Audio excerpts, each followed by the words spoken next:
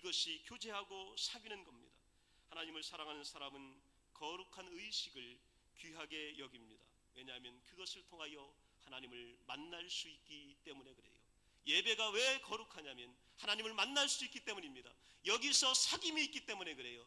여기서 대화가 있기 때문에 그렇습니다. 여기서 함께하고 있기 때문에 그런 겁니다. 이것이 바로 우리들에게 위대한 축복이고 은혜인 것을 알려주고 있는 겁니다.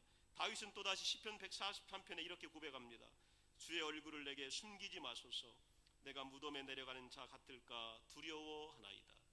사랑하면요, 한 가지만 그리워해요. 바로 뭐냐면 얼굴 한번 보는 것으로 행복한 거예요.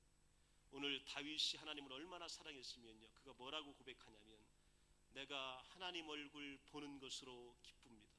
제발 그 얼굴을 내게서 감추지 마십시오. 이렇게 고백하고 있는 것을 보게 됩니다. 사귄다라고 하는 것은요, 얼굴 보고 만지며 함께 있는 것을 이야기합니다. 이것이 바로 예배이고 이것이 바로 거룩한 의식이고 이것이 바로 제사이기 때문에 그렇습니다. 오늘 요한복음 요한일서 1장 3절 6절 7절에 보면 이 사귐에 대해 이렇게 이야기합니다. 우리와 사귐이 있게 하려 함이니 우리의 사귐은 아버지와 그의 아들 예수 그리스도와 더불어 누림이라. 오늘 우리 안에 기쁨은요, 누구와 사귈 때 있냐면 예수님과 사귈 때 있습니다. 이것이 바로 코이노니아, 진정한 펠로우십입니다. 우리가 세상 사람 아무리 사귀어도요, 그 뒤에는 반드시 가시와 배반이 있기 마련입니다. 그러나 우리가 예수 그리스도와 사귀면 그 안에 행복이 있습니다.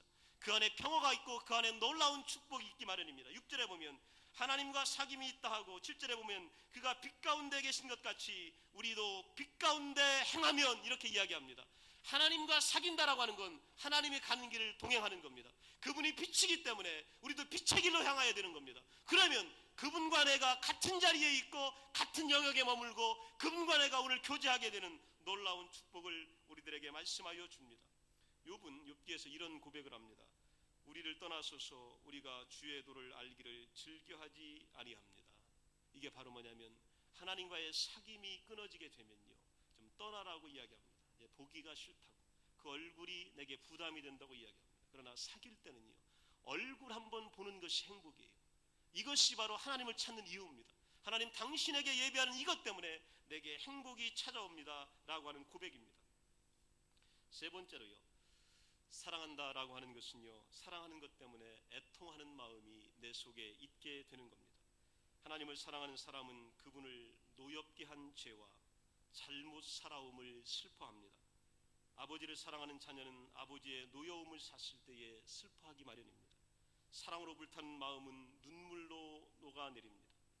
하나님을 사랑한다고 하면요, 어찌하여 사랑하는 주님의 사랑을 내가 남용했을까? 십자가에서 그토록 큰 고난을 당하신 주님을 어찌 내가 더 괴롭혀 드렸을까? 어찌 그분에게 쓴 쓸개와 신 포도주를 더 마시게 했단 말인가? 어떻게 성령님을 근심하게 하고 주님의 거룩한 계명을 짓밟고 주님의 보혈을 멸시했을까라고 하는 생각을 갖게 되는 겁니다. 사랑이란 건 어떤 거냐면요, 나 때문에 사랑하는 사람이 괴로운 것을 아파하는 겁니다. 나 때문에 내 사랑하는 사람이 얼마나 괴로울까?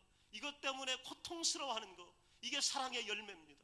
저 사람이 사랑하는 사람이 행복해야 하는데 당신이 나 때문에 아파하는 모습 때문에 내가 슬픈 마음, 애통하는 마음을 갖는 것이 사랑입니다. 오늘 우리가 읽은 본문 마태복음 26장 75절에 보면요, 베드로가 예수님을 배반하잖아요. 클라이막스입니다. 대제사장의 재판장 가운데 배반합니다. 그런데 베드로가 배반한 대상이요, 빌라도도 아니고 제사장도 아니고 바리새인도 아니고 서기관도 아니고 권력자도 아니에요. 누구 때문에 배반하냐면 그 제사장 집의 종 때문에 배반하는 거예요. 그 젊은 소녀가 내가 당신을 아는데 당신이 예수님의 제자가 아니냐 이렇게 자꾸 물어보니까 오늘 성경에 바로 뭐라고 했냐면 그가 저주하고 부인하여 그가 예수님을 모른다고 하고 나와 상관이 없다 이렇게 이야기하는 겁니다. 그때에 닭이 3번 웁니다. 이 닭 울음소리를 듣고 베드로는요, 예수님이 내가 닭 울기 전에 나를 3번 부인하리라 한 말씀이 갑자기 생각이 나는 겁니다. 그래서 그가 했던 것이 바로 뭐냐면요, 밖에 나가서 심히 통곡했다는 얘기예요. 오늘 예수님 생각이 난 거예요. 내가 배반하는 이 모습을 예수님 바라보시면서 얼마나 아파하실까? 예수님이 나를 얼마나 사랑했는데 예수님이 나를 변화산에 올라가셔서 변화하신 모습을 보여줬고 하나님 나라의 영광을 보여줬는데, 내가 그렇게 사랑받았는데 오늘 나 때문에 예수님이 얼마나 마음 아프실까, 이것 때문에 오늘 밖에 나가서 심히 통곡하는 겁니다. 오늘 사랑한다라고 하는 것은 사랑하는 사람이 마음 아픔 때문에 오늘 우리가 통곡하고 애통해하는 겁니다. 베드로처럼 나 때문에 예수님이 얼마나 괴로우실까, 내 모습 보시면서 예수님이 얼마나 안타까워하실까, 이 거룩한 슬픔의 눈물을 흘리고 있는 겁니다. 이것을 예수님이 보신 거예요. 그래서 예수님은 아신 거예요. 베드로가 어쩔 수 없이 나를 부인하고 저주했지만 베드로가 나를 사랑하고 있는 것이 맞지, 내가 틀림없어, 이렇게 예수님은 생각하신 거예요. 그리고 끝까지 베드로를 사랑해 주신 겁니다.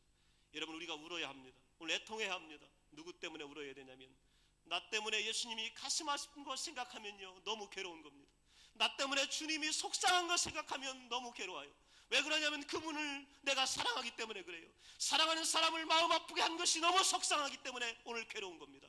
그래서 울은 겁니다. 이것이 바로 사랑하는 열매의 표정입니다. 그러나 악인들은요 아무런 양심의 가책을 느끼지 않습니다. 예레미야 11장에 보게 되면 그가 악을 행하며 기뻐하는도다. 우리 믿는 사람들은요 잘못하면 괴로워요. 우리 주님이 아파할 것 생각하면 근심이 돼요. 그래서 이걸 빨리 해결하고 싶어요. 근데 악한 사람들은요 악을 행하면서 어떤 생각이 드냐면 기쁨이 드는 거예요. 오늘 나쁜 짓 하면서도 내가 즐거워하는 거예요. 이것이 바로 사랑하는 대상이 없는 사람들과 사랑하는 사람이 있는 사람들과의 차이입니다. 또 사랑하는 사람을 갖게 되면 우리의 마음이요 용기를 얻게 됩니다. 어떤 시련이나 위험이 닥쳐도요 굴하지 않게 됩니다. 사도행전 4장 20절에 보면 그런 말씀이 나와요. 베드로가 여러분 얼마나 우쭐댔지만 용기가 없는 사람인지 몰라요. 그래서 예수님이 부활한 것도 보면서도 도망갔잖아요. 예수님이 사랑하냐고 묻고 다시 한번 사명을 회복시켜주고 예루살렘에 올라왔는데도요 유대인들이 겁나니까 이 다락방 속에 문을 꼭 잠그고 숨어 있는 거예요. 그리고 누가 문을 두드리면 나가지도 못하는 거예요. 그리고 덜덜덜덜 떨고 있는 겁니다. 그런데 예수님을 진정으로 만나고 성령을 체험하니까 이 베드로가 어떻게 됐냐면 우리는 보고 들은 것을 말하지 아니할 수 없다. 용기가 생기는 겁니다. 누군가를 진정으로 사랑한다면요 그분이 내게 대한 기대 때문에 용기와 희망이 생기는 겁니다. 그래서 감옥에 가는 것이 두렵지 않은 거예요. 오늘 매 맞는 것이 두렵지 않은 겁니다. 오늘 사람들이 오해하는 것이 두렵지 않은 거예요. 누가 나를 어떻게 평가하든 내가 예수님 때문에 하는 일이라면 이것이 나에게는 기쁨이고 희망이고 소망입니다. 이것이 나에게는 행복이 되는 거예요. 용기가 되는 겁니다. 믿음의 사람들은 그래서 두려움을 이겨나갈 수가 있게 되는 겁니다. 나는 두려워요. 그런데요 예수님이 나 때문에 행복하실 거 생각하니까 내 속에서 용기가 막 샘솟아 오르는 겁니다. 내가 하는 거 보면 예수님이 얼마나 좋아할까, 내가 이렇게 성장한 거 보면 예수님이 얼마나 좋아할까, 내가 이렇게 성숙된 거 보면 예수님이 얼마나 기뻐하실까, 내가 이렇게 용기 있는 거 보면 예수님이 얼마나 기뻐하실까. 여러분, 가장 소중한 순간에 누구를 찾습니까? 사랑하는 사람을 찾아요. 왜냐하면 그분에게 기쁨을 드리기를 원하기 때문에 그래요. 가장 좋은 소식은 가장 좋은 분에게, 사랑하는 사람에게 가장 먼저 전해주고 싶은 겁니다. 오늘 우리가 용기가 있는 이유는 바로 뭐냐면 예수님을 사랑하기 때문이에요. 이 땅에서 우리가 모든 시험과 환난을 이겨내고 승리하는 것들을 예수님에게 보여주고 싶은 겁니다. 당신이 나만 보고 있으면 되는 거예요. 당신만 인정해주면 되는 겁니다. 다른 사람 필요 없습니다. 사랑하는 사람 하나면 되는 거예요. 이것이 바로 다윗의 마음이었습니다. 그래서 다윗은요 전쟁에 나갈 때도 두려워하지 않은 거예요. 당신께서 나와 함께 하심을 믿었기 때문입니다. 마지막으로요 사랑은 민감하게 합니다. 뭘 민감하게 하냐면 나를 민감하게 하는 것이 아니고요 나 때문에 사랑하는 사람이 받을 평가와 명예에 대하여 민감하게 만드는 겁니다. 내가 한 사람을 사랑한다면 나로 인하여서 저 사람이 어떤 평가를 받게 될지, 어떤 대우를 받게 될지, 어떤 영예를 받게 될지에 대하여서 민감해지는 겁니다. 오늘 예수님을 사랑하게 되면 나로 인하여 예수님의 이름이 높아질지, 나로 인하여 하나님의 이름이 때로는 망령때 일컬음을 어떻게 하나 라고 하는 두려움이 우리 가운데 찾아오는 겁니다. 그래서 내 스스로가 나 때문에 아니라 하나님 때문에, 사랑하는 사람 때문에 우리의 마음이 늘 민감해지는 겁니다. 내가 이런 평가를 받으면 우리 예수님 이런 평가 받으면 어떻게 하나, 내가 이런 대우 받으면 우리 예수님 이런 대우 받으면 어떻게 하나, 사람들이 나를 손가락질 하는데 예수님을 저렇게 손가락질하면 어떻게 하나? 이런 마음들이 우리 가운데 있게 됩니다. 그러므로 인하여서 우리는 모든 것에 대하여 민감한 반응을 보이게 됩니다. 베드로후서 2장 7절에 보면요, 창세기 인물을 평가하는 이야기가 나옵니다. 거기 보면 롯이라고 하는 인물이 나와요. 이 롯은 아브라함의 조카예요. 그리고 아브라함에게 있어서는 연약한 조카입니다. 그리고 소돔 땅으로 갑니다. 거기서 풍성한 삶을 살아요.